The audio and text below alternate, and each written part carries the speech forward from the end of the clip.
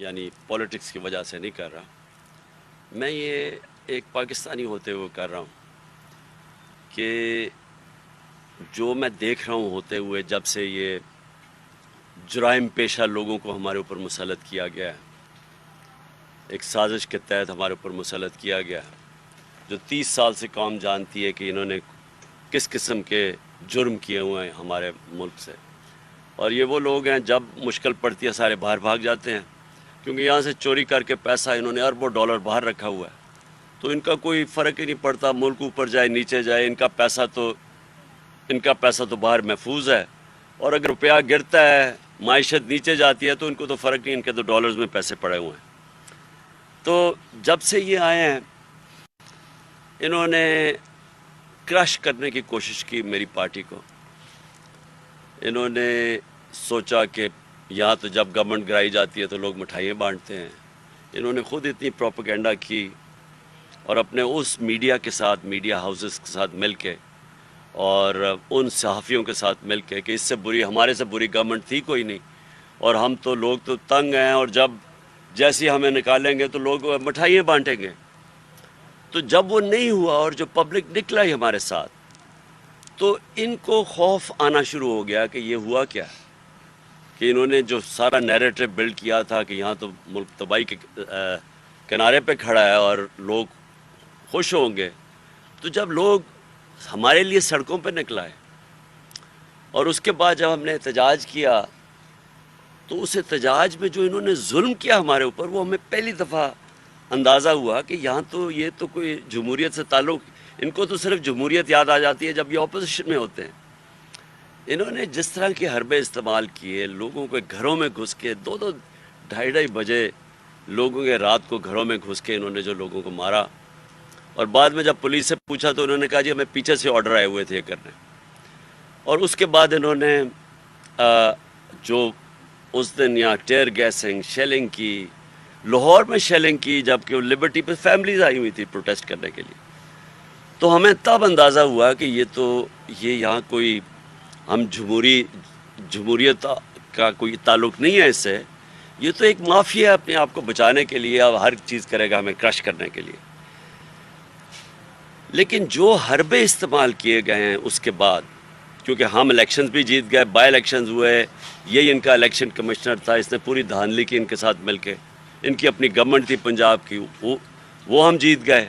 اب پھر انہوں نے الیکشن کمشنر ان کے ساتھ مل کے حلقے چنے جدھر ہم کمزور تھے، وہ جب الیکشن ہوا ہم ادھر بھی جیت گئے۔ سندھ کے جو کراچی کے اندر انہوں نے دھاندلی کی، وہ ساری قوم کے سامنے ہے، لیکن وہاں کچھ نہیں ہوگا کیونکہ یہ ساتھ ملے ہوئے ہیں۔ لیکن مجھے جو چیز آپ کے سامنے رکھنا ہے وہ یہ کہ جو انہوں نے طریقے اختیار کیے ہیں، یہ کبھی میں نے پاکستان میں اس طرح کی حرکتیں نہیں دیکھی۔ سنا ہے دہشت گردوں سے ایسے کرتے تھے، سنا ہے کوئی بہت بڑے جو مجرم جو ہوں، جن کے جو بار بار جرم کریں، شاید ان سے کرتے ہوں ایسی چیزیں، ہمیں نہیں پتہ، شاید کوئی ہندوستان کا کوئی جاسوس ہو یا وہ اس سے کوئی کرتے ہوں، لیکن میں نے یہاں پولیٹیکل لوگوں سے اس طرح کا ظلم کبھی نہیں دیکھا، اور خاص طور پہ وہ جو ڈیموکریٹک دور ہے، میں نے کبھی ایسی چیزیں نہیں دیکھی۔ انہوں نے پہلے شہباز گل سے جو کیا، اور میرے اوپر تقریباً کنٹمپٹ بھی لگ گیا اسی کے اوپر، لیکن میں نے ریئیکٹ کیا کیونکہ مجھے جب چیزیں پتہ چلیں کہ شہباز گل سے انہوں نے کیا کتنا تشدد کیا، جنسی تشدد کیا، یعنی ننگا کر کے ایک، اچھا اور وہ ہے کون؟ وہ یونیورسٹی پروفیسر ہے، یہ نہیں کہ وہ کوئی دہشت گرد ہے۔ تو پہلے تو میرے سے مانا نہ جائے، پھر انہوں نے مجھے جب تصویریں دکھائی، میرے وکیل مجھے ملنے آئے، جب انہوں نے چیزیں مجھے دکھائیں تب مجھے اندازہ ہوا کہ انہوں نے کیا اس سے، اور پھر وہ باقی تو خیر عدالت میں بھی مجھے پیش ہونا پڑا اس پہ۔ لیکن جو مجھے اعظم سواتی کے اوپر جو انہوں نے کیا، یہ ایک ایسی چیز ہے جو میں آج آپ کو کہہ دوں کہ میں اب اس کو پوری طرح اعظم سواتی کے ساتھ ہر فورم کے اوپر اب ہم جائیں گے اس کے اوپر کہ، اور مجھے افسوس یہ ہے کہ ہماری عدلیہ نے سو موٹو ایکشن نہیں لیا اس کے اوپر۔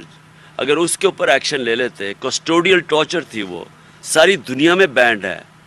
اس کے اوپر لے لے تو شاید اعظم سوادی سے وہ نہ ہوتا جو ان سے ہوا.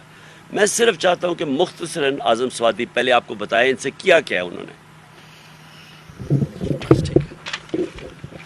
بسم اللہ الرحمن الرحیم. میں آج پاکستان میں رہنے والے پاکستانیوں کو اور بیرون ملک جو رہ رہے ہیں ان کو یہ پیغام دینا چاہتا ہوں کہ اللہ تعالیٰ کا شکر ادا کریں کہ پاکستان کو آج اللہ تعالیٰ نے ایک ایسا بہادر اور انصاف پسند لیڈر دیا ہے جس کی وجہ سے پوری پاکستانی قوم ایک قوم بن چکی ہے. میں آپ کو یہ بتاؤں کہ آج اس جمہوری دور کے اندر، نام نہاد جمہوری دور کے اندر، اگر ایک سٹنگ سینیٹر کو خواہ اس نے کتنا بڑا بھی جرم کیا ہے لیکن ماورائے قانون، ماورائے آئین، اور پھر وہ سینیٹر جو کہ پی ٹی آئی کے پارلیمانی جو پارٹی ہے ہماری پی ٹی آئی کو، اس کا ہیڈ ہے اور 17 سال سے سینٹ کے اندر ہے، اور کتنی کمیٹیوں کو میں نے ہیڈ اور چیئرمین اس کا میں رہا ہوں. آج آپ کے جو ہائی کورٹ کے ججز ہیں اور جو سپریم کورٹ کے ججز ہیں